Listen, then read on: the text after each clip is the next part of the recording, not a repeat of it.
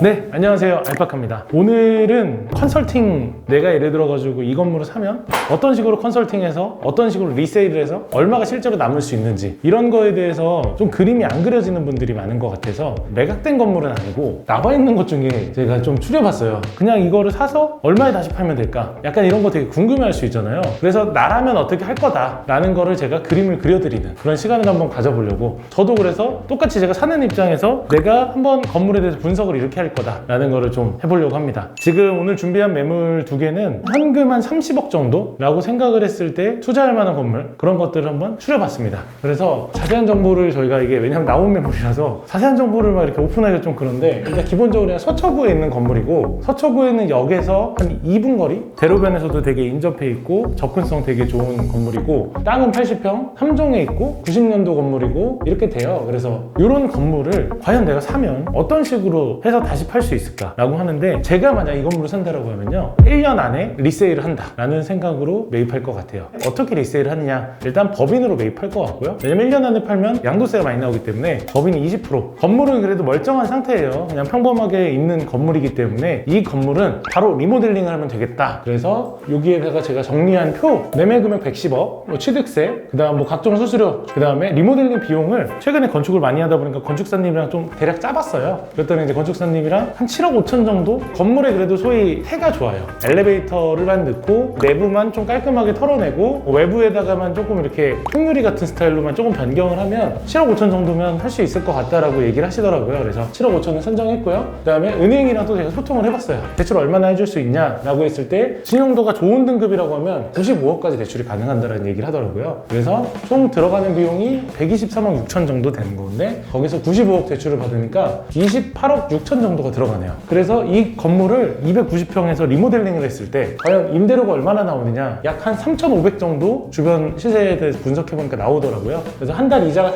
95억에 3.5%가 2,771이고 한 달에 729만 원 남는다는데, 이거는 사실 무의미한 것 같고요. 수익은 뭐 3%밖에 안 나와요. 근데 이게 사실 제가 아까 말씀드린 것처럼 1년 안에 팔기 위해서 사는 건물이기 때문에 수익률은 사실 저한테는 크게 중요하게 생각하진 않고요. 과연 이걸 얼마에 팔까를 생각을 했을 때 약 저는 150억 정도로 파는 생각을 했습니다. 제가 생각할 때는 그 정도는 충분히 팔릴 거라는 생각이 들어요. 실제로 이거를 판다는 분들은 80평이니까 평당 2억 해가지고, 요즘에 강남의 신축 건물 역에서 바로 근처에 있는 그 강남 서초 지역에서는 거의 평당 2억 가까이도 팔리니까, 그래서 한 160억 생각하실 텐데 저는 좀 더 보수적으로 한 150억 잡아봤고요. 150억에서 123억 6천을 빼니까 26억 정도 시세 차익인데, 양도세를 빼니까 약 20억 8천 정도 남네요. 그리고 이자 뭐 한 3억 정도 낼 건데, 이것도 물론 마이너스 되겠네요. 그럼 17억 정도 남겠네. 근데 또 여기서 이자 같은 경우는 비용 처리가 어느 정도 되기 때문에 이런저런 거 뭐 계산하면 18억 5천? 요 정도 남는 장사가 될 것 같아요. 그러면 내가 28억 6천을 투자해서 1년 만에 18억 정도를 추가로 번 거죠. 제가 건물을 실제로 살 때는 약간 요런 공식을 많이 생각해요. 내가 사서 과연 얼마에 어떻게 팔 수 있을지, 그래서 현금 투자 대비 수익을 한 요 정도 낼 수 있다 라는 걸로 분석을 해서 건물을 사시면 좋을 것 같고, 그리고 제가 항상 얘기를 하는데, 이게 사는 게 중요한 게 아니라 파는 게 중요하거든요. 잘 팔리는 지역을 사야 돼요. 결국에는 팔릴 수 있는 건물을 사야 되고, 아무리 싸다고 해서 안 팔리는 지역이나 별로 선호되지 않는 지역에 덩어리가 큰 이런 건물 같은 경우 누가 받아주기가 어렵거든요. 그래서 그런 것도 잘 고민해서 하셔야 된다.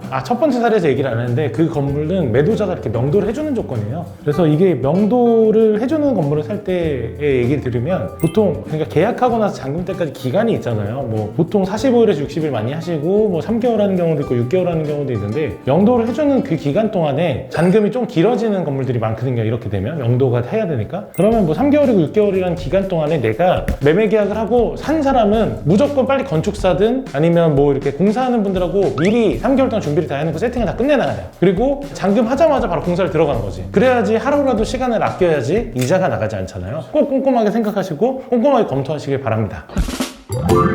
아무튼 두 번째 사례입니다. 두 번째는 서울시 마포구입니다. 93억짜리 건물이고요. 수익률이 1%대네요. 뭐 2종이고 130평에 310평 정도 되는 건물이에요. 90년도에 지어진 그 6층짜리 건물인데, 이 건물을 또 이제 명도를 해주는 건물이에요. 그러니까 요즘에는 사실 명도되지 않는 건물을 사가지고 리모델링 하는 거 물론 가능하고요. 저도 그렇게 했어요. 그래도 명도되는 건물이 좀 더 편하죠. 왜냐하면 기간이 정해져 있으니까. 이 건물 같은 경우는 명도를 해주는 건물이고요. 명도가 끝나자마자 바로 잔금을 하면서 공사를 들어가는 그런 방식으로 하면 좋을 것 같은 건물입니다. 아무튼 93억의 취등록세, 수수료, 리모델링 보니까 이 건물은 규모도 조금 더 크고 아까 건물보다는 조금 더 수리할 게 많더라고요. 그래서 약 9억 정도 산정을 했고요. 대출을 체크를 해보니까 전체 금액이 107억 2천 정도 드는데 약 80억 정도 대출이 나오더라고요. 그래서 80억에 대출을 받으니까 현금 들어간 게 27억 2천. 거기다가 예상 임대료를 산정을 해보니까 약 3,300만 원 정도 저는 나올 거라고 예상이 됐어요. 이렇게 되면 진짜 작품인데?